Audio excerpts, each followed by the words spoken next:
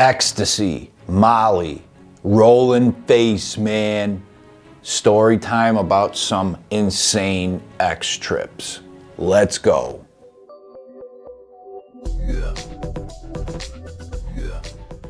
Coming at K-Rugs, the Soberdog coming at you.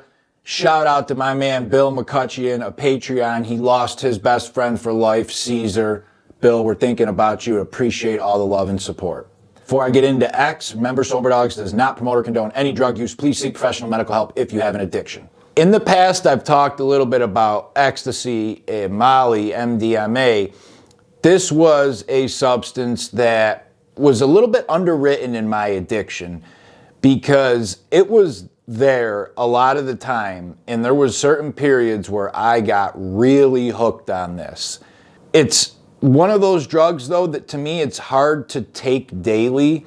It's almost like LSD or mushrooms, where difficult to take daily and like keep up a normal life. Not that you trip like those other things as much, but it just releases so many feel-good chemicals that like you have to take a break. I mean, there is people who get seriously addicted and take it very often, but so there was periods there, especially when I was in high school, where I was searching this, seeking it out all the time. And the other problem with X is it's usually cut with a combination of stuff. The times you're getting just pure MDMA is rare. They cut it with everything from cocaine to meth, bath salts. I mean, there's a million things they can cut it with.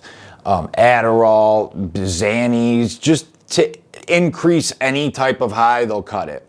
For me, there was a long period of taking it, and there was a couple of times where it just was out of control. Before I get into the story, if you appreciate Soberdog's content, smash that subscribe and a dog will get a bone. One specific time we were going to Toronto. We live in Rochester, New York, so Toronto's not a far drive. It's like 2.5 hours. And at 18, 19, 20, you could drink in Canada. At 19, I think, was the drinking age. So all of us like to go up there and party, and it was a short, trip. So we're going up for this girl's birthday, and we get up to Canada, to Toronto. There's this club called the Guvernment. I don't know if it's still there, but at the time, this was the largest club in North America. And this place was basically like, imagine taking everything out of a Walmart and turning it into a club. Like 200,000 square feet of just party. And they separated it with rooms too. They had built like 15 different rooms, and each room played a different type of music. And then there was the main room, and a couple rooms off of that all had like EDM type music, techno, rave music. So right from the start, we're drinking a lot. Some people were smoking weed. There was some cocaine around, and I am on the hunt for X. So I asked a couple people on the way to the club, no luck, this or that. So we get there, and it is just wall-to-wall people. I mean, this place was pure insanity. So I asked, we bought a table because there was a lot of us, and there was like a club promoter guy who was in charge of, helping us out and giving us our table and all that. So I asked him, I'm like, yo, you know where I can get some stuff? And he's like, yeah, you see that guy standing by the bar? I'm like, yeah. He's like, go up to him.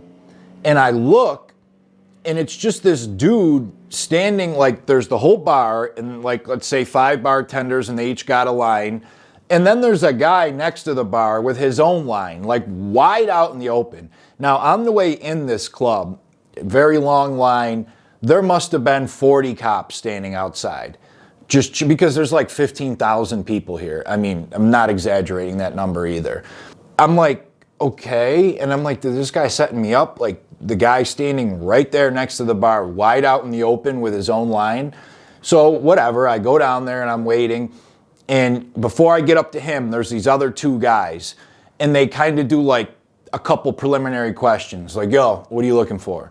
And I tell them, and they just kind of look me up and down. And they're like, you got money? And I'm like, yeah. And then they move aside, and I walk to the dude behind them. Dude behind them, it was a gentleman of Asian descent or something along those lines. What do you want? I'm like, give me 5. He's like, all right. So I give him the money, he gives me 5, and I walk away, and I'm talking to the club promoter back at our table, and I'm like, how in the hell is that dude selling X right there, and there's 50 cops outside? And he's like, yo, how many fights have you seen here tonight? And I'm like, none. He's like, exactly. He goes, the cops let him do what he does because most people don't fight when they're on that shit. His stuff's very weak, so no one's overdosing on it. And they let it slide. They get their piece. And I'm just like shocked, but whatever, happy at the same time. I popped 3. He told me they're weak. I got a decent tolerance. I popped 3. Took a little while to kick in. I ended up taking another one. Also, a couple of my friends went down there, got some, blah, blah, blah. The next hour was just 1,000% in a new world. Just, there's this effect. So Ecstasy's a stimulant, and it's got like the precursors and the same chemicals of meth in it. It is literally methylene dioxy methamphetamine, MDMA. So it's an upper. Now, for me, and I know this is can be a common thing, when people take too many uppers, it actually can have the opposite effect. So you would think if somebody took too much meth or caffeine or ecstasy, they're gonna be like, ah, and that is true. But there gets a point when you take too much where it actually does the opposite. It actually like almost shuts you down a little bit. And this happens with me. I could get it right now with caffeine. If I drink 4 cups of coffee in a row, I actually don't get super stimulated. I will on the way up, but then it gets like, I'm out of it, and I could like nod out and fall asleep. So I was so high, I was at that point where I wasn't falling asleep, but I was just like, couldn't keep my eyes open. But everything like felt great and felt fun in touching the girls. And the other thing is you get really hot with X. It increases your internal temperature and you feel like your brain is getting hot. My buddy is just so hot. Comes up to the table and just takes a jug of orange juice, pours it all over his head. Oh, I gotta cool down. And we're just sitting there dying laughing at him. I end up going outside. I'm talking to the cops outside just because I need to cool down, and they were the only ones out there at this time. And they didn't give a shit. They're just chilling. I didn't know they were out there. I walk out there and they come up and just start having a conversation. But this increased, like you could take the same thing you do right now on a daily basis. Let's say like organize your junk drawer. On X, it's like, oh, this is awesome.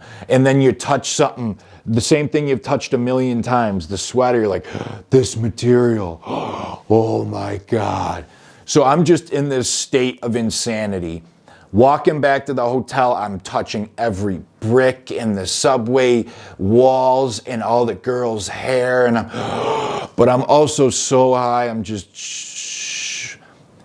That may make it sound appealing, which unfortunately it is a very appealing substance, but here's where the pain in the ass, the kicker come in. You can't sleep if you want to sleep, which whatever. The next day, because you have released so much dopamine and serotonin and norepinephrine and everything, taking a pee feels amazing. The next day, your brain, or at least my brain, was just boom. Everything sucked. Everything was low. My brain couldn't release a molecule of energy if the best thing in the world happened. It was just,